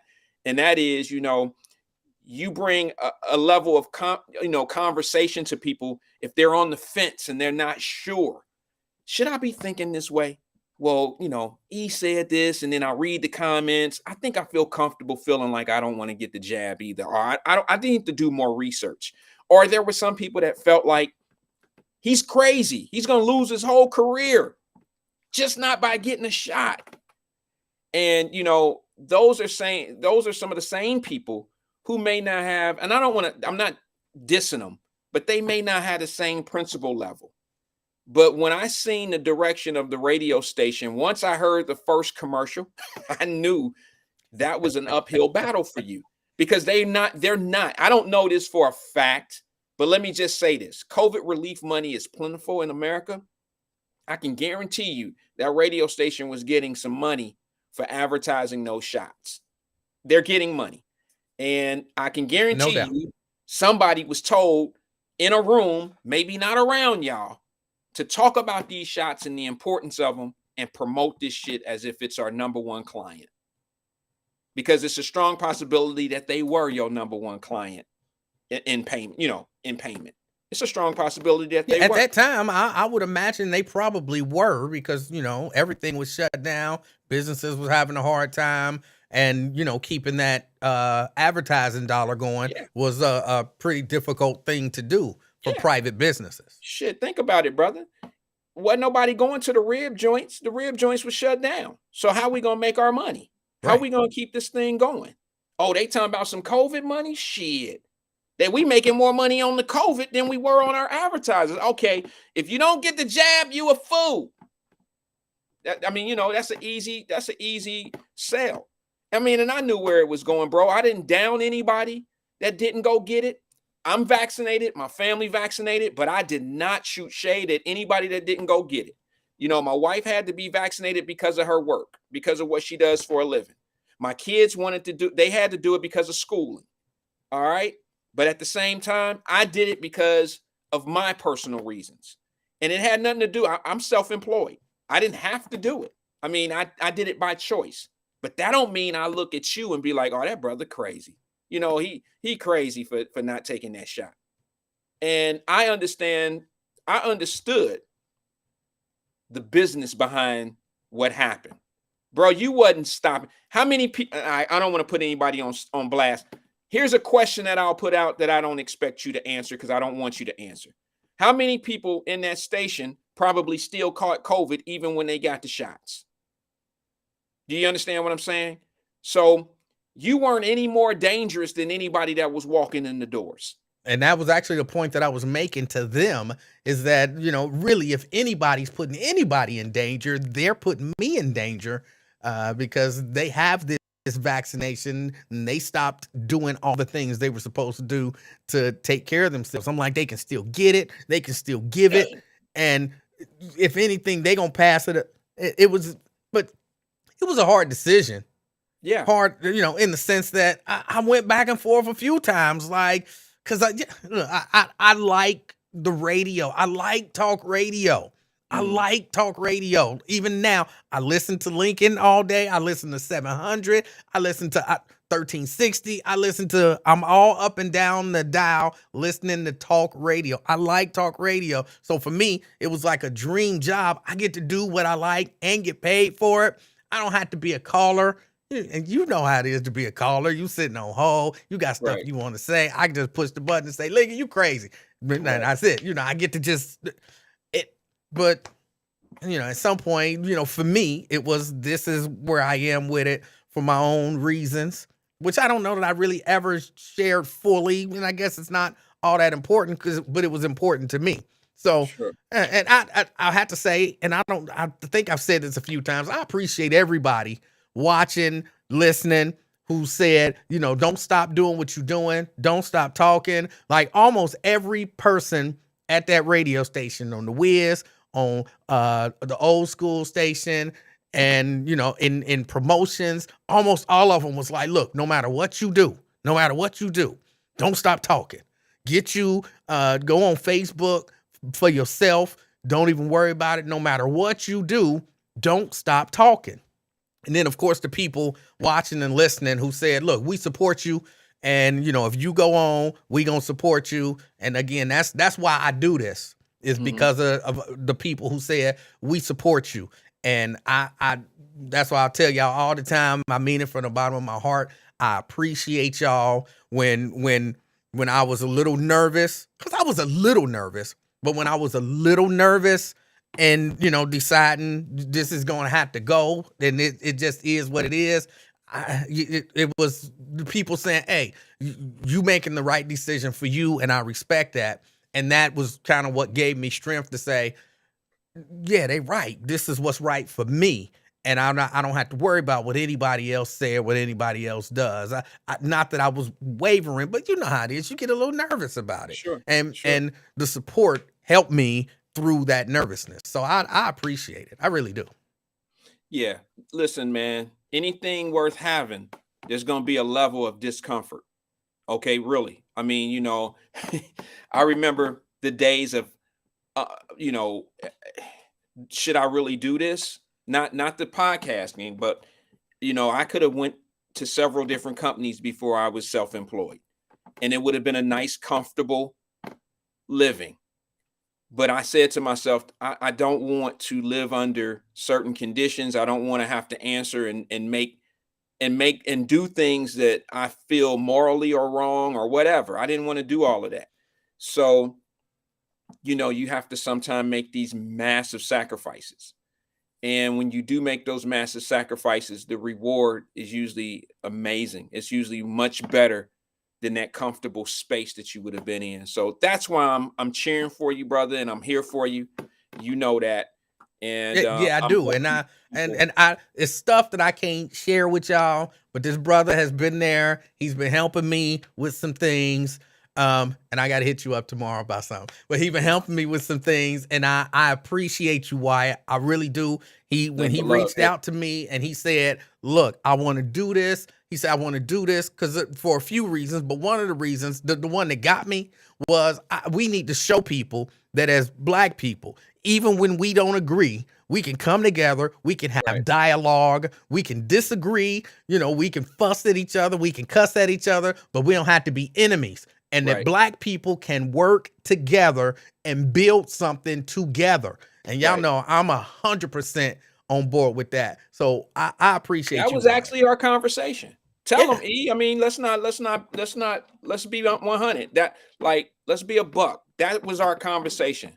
E, let's do it. You know what I mean? Let's do it. Let's build it together and show that we can have disagreements and still at the end of the show, smile at each other, dap each other up, and move on to the next situation. And let's try to build something together so we can show that it can be built right in front of everyone. That was the conversation we actually had. Yeah. So here we are. Here we are. We missed some dates, but it's kind of hard with our schedules. Our Yes. schedules are tough. E is y'all know E is a star. So me getting with him sometimes, his schedule This is guy. ridiculous. This guy. He's building scooters. He's doing personal appearances. He's changing transmissions. He's Bro, doing it all. look, I'm telling y'all for real. I ain't doing all of that stuff is, whatever. But I have a few things going on. So when you look up and I'm not here, it ain't just that I didn't want to be here, but it is difficult for us to kind of gather. He be trying to put it on me, but this brother, he got so much stuff going on. Ain't no telling what part of the country he gonna be in. Yeah, but I carry my little bitty ass computer, my studio that you make fun of. I can hit the power button anywhere. But you talked about my last stuff, my last equipment group that I had. Y'all should have heard him. We did a live simulcast, a live show. I promise some of y'all already heard this shit before. I pull up. Well, no, excuse me. I was there. E pull up in a truck. I mean, the type of truck where when you hit backwards, when you go in reverse, it make that noise and shit. Nah, like he overselling. He overselling. He had the reverse beep going. They open up the back. He got big concert speakers and switchboards and all this. So shit, I ain't never been part of nothing like that. He brought the whole damn. Bro, I did not. I didn't bring. Hold on, did I bring a mixer? I bought a little tiny mixer. It was a little tiny mixer, like 6 channels. Yeah, okay. Nobody knows what the hell you're talking about.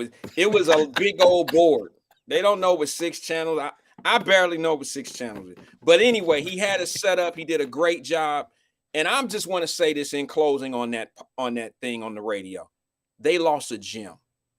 They lost a huge part of their future over there. Mr. Ware's been there for 50 years or something like that. He's been on the radio respectfully 50 years. Everybody has the day that they call it quits. And, they lost a huge part of their future in talk radio. But what they did is they didn't just lose, but they made the people of Cincinnati lose. And that's what y'all all should be feeling like right now. You shouldn't be feeling like E-Man lost anything. You should be feeling like you guys, the radio station, lost something that was going to keep them relevant in the next few years. And shout out to Raven. I don't know her last name. I think it's Raven, right? Raven Monday. Shout out to her. Her promotion of getting a show. She's a little younger than us, so she'll bring a little different energy. She'll maybe bring a new crowd, a younger crowd to the radio. But I do know that this is the future of talk on podcasts. I mean, shit, the money shows you that when it comes down to these big guys, Joe Rogan and all these guys with these hundreds of millions of dollars of contracts. This is the future. And E, I'll say this on the air. I hope that you and I, brother, can build something special beyond the King and I. I hope that we can bring more people into what we're building. We've talked about it. And I just want to let y'all know that is something that we're talking about and that we're looking to do. We want to build something. And, I'm not opposed to working with anybody, E. I don't know how you feel about it, but, I don't have to agree with everybody. Right. You know that. Right. I don't have to agree with everybody's perspective and what they do. So I just wanted to share that out in the public, man, so we have no secrets out here with anybody. That we I've reached out to everybody when they've gone through a situation. Not everybody, but just about everybody in Cincinnati I've reached out to before if they had an issue going on and maybe we can be part of something and build something together. Sometimes it works out, sometimes it don't. But I ain't got nothing but love for everybody. All right. Well, I hope that's it. I appreciate everybody. And somebody should, but yeah, no, that's it. That's it. Is that it? That's it. I got to get out of here. This little baby is getting restless. Oh, okay. All right. Well, yeah, I'm supposed to do 5 o'clock, E. I think I'm gonna go for about a half. I'll go for maybe an hour, man. I don't know, I'll go maybe an hour. So anybody that's on now, if you want to come over to Wyatt Line, feel free to do so. I'm gonna talk about some of the things that are gonna be on the ballot tomorrow. Some of the things that I know about. Now, don't ask me about some other shit. I don't know about everything. I just know that there's some questions that people may have had about issue one and issue one, and I think issue two, that I'd like to clarify. Matter of fact, if you don't mind, E, let me just say this to you. It's not long. You had a state representative call your show one day. I was listening to it, and only one perspective was given on bonds. Okay, now I've been in that business for 18 years of my life, and I would like to give a different perspective of what was told on your show. I'd like to share the other end of that, and I'd like to give some examples. Okay. So I throw that up. Okay. Well, yeah, please do that. Please do that. But all right, I'm gonna get out of here. Okay, E, I'm out too. I'm gonna let you get out of here and prepare, go use the bathroom, come back. Man, don't tell my business.